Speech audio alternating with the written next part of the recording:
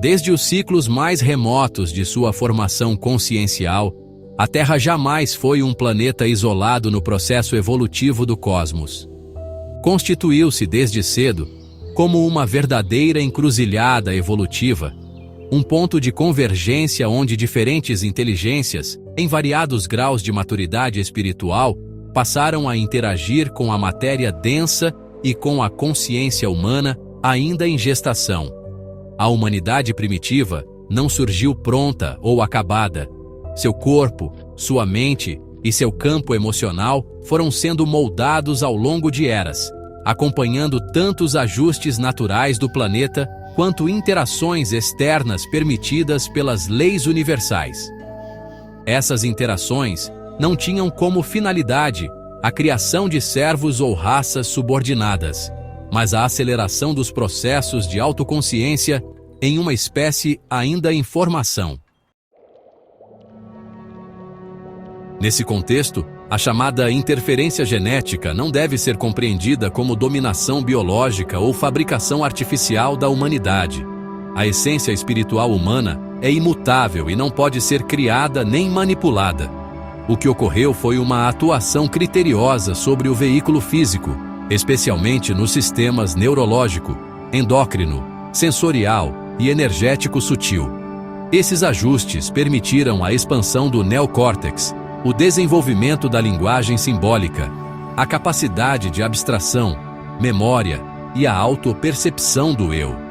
Tais intervenções ocorreram em um período em que o corpo humano ainda era altamente plástico, possibilitando ajustes finos sem ruptura do fluxo evolutivo.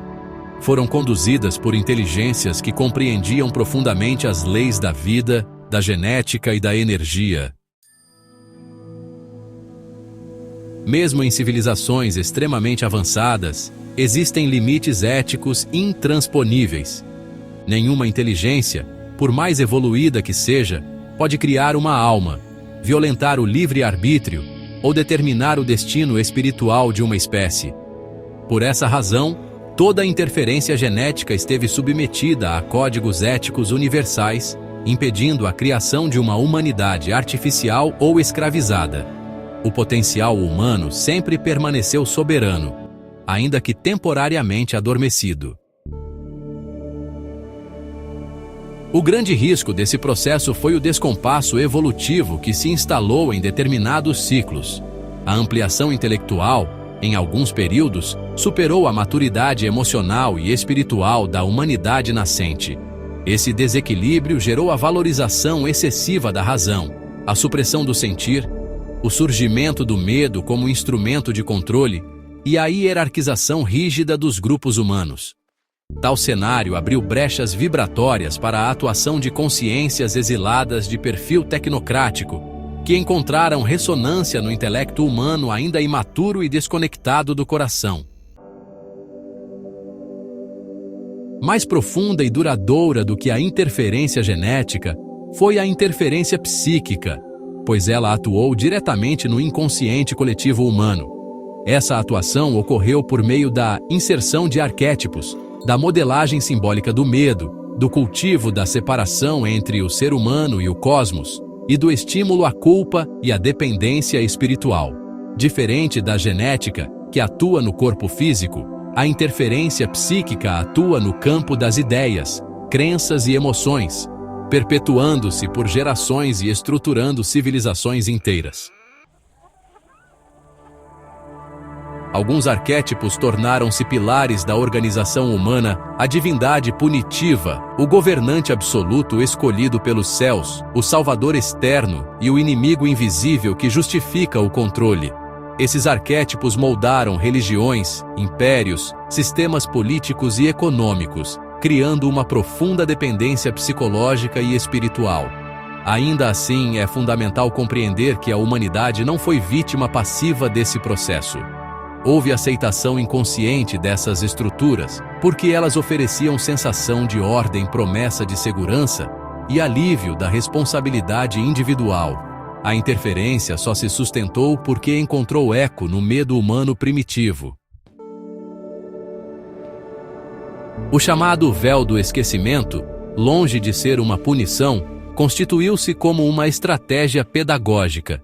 Sem ele, o orgulho espiritual se perpetuaria, a dependência de tutelas externas continuaria e a autonomia jamais se desenvolveria. Esquecer foi necessário para que a consciência reaprendesse por meio da experiência direta. Ainda assim, nada se perdeu. As vivências das antigas humanidades ficaram registradas nos campos sutis do planeta e no inconsciente coletivo humano, manifestando-se como intuições profundas, mitos recorrentes, sonhos arquetípicos e impulsos de busca espiritual. Por essa razão, em todas as épocas, o ser humano construiu narrativas sobre deuses, gigantes, eras douradas e quedas civilizatórias.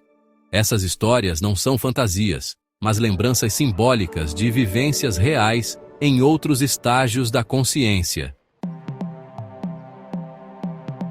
Com o amadurecimento gradual da humanidade, a genética estabiliza-se, os arquétipos perdem força e a interferência psíquica começa a se dissolver. Esse processo não é imposto de fora para dentro, ele é interno, pois nenhuma interferência sobrevive à consciência lúcida e integrada.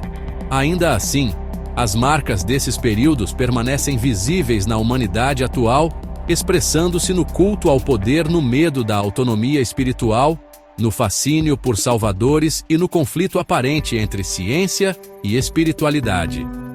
Esses conflitos não são falhas, mas memórias coletivas em processo de cura. No ciclo presente, muitos dos chamados exilados retornam como seres humanos comuns, sem privilégios nem lembranças diretas de seu passado cósmico. Seu aprendizado agora é viver a ética, a empatia e o serviço a partir da limitação humana, não do poder. A verdadeira atualização consciencial ocorre quando o conhecimento é colocado a serviço da vida e não do domínio. Por isso, a humanidade já não pode atribuir seus conflitos a interferências externas. O aprendizado foi assimilado, e o momento atual exige integração entre mente e coração, ética no uso do conhecimento, autonomia espiritual e consciência planetária. A Terra deixa de ser um mundo de expiação para tornar-se um campo de responsabilidade consciente. Com a elevação gradual do campo vibratório terrestre, antigos contratos conscienciais estabelecidos nas humanidades primordiais entram em dissolução. Esses contratos, firmados como acordos energéticos e psíquicos de tutela, tornam-se assim incompatíveis com a nova frequência planetária. Arquétipos de poder começam a colapsar. O salvador externo perde força, a autoridade absoluta é questionada e o medo como instrumento de controle se desgasta. Esse colapso não ocorre sem resistência. Crises sociais, espirituais e psicológicas emergem como sintomas da desativação dessas estruturas internas e coletivas. O aumento da sensibilidade psíquica observado na humanidade contemporânea não é sinal de fragilidade, mas herança e reativação de capacidades latentes presentes nas antigas humanidades. Intuição aguçada, empatia profunda, percepção energética e questionamento existencial são expressões desse retorno gradual da memória consciencial, agora sem dependência de tutela externa. As crises atuais, pessoais ou coletivas, funcionam como portais de amadurecimento, obrigando o ser humano a escolher entre repetir padrões antigos ou assumir responsabilidade plena pela própria consciência. A superação definitiva das interferências genéticas e psíquicas não se dá pelo combate a forças externas, mas pela consolidação de uma ética da consciência, baseada na autopercepção, na coerência entre pensamento, emoção e ação, no uso responsável do conhecimento e no serviço à vida. O estudo dessas interferências não tem como objetivo aprisionar a humanidade no passado, mas libertá-la dele. As antigas humanidades cumpriram seu papel, assim como as inteligências que aqui atuaram. O ciclo atual não pede o resgate do poder perdido, mas a integração do aprendizado conquistado. A verdadeira herança das antigas humanidades não é o domínio, mas a consciência. Nenhuma força externa pode governar uma consciência desperta.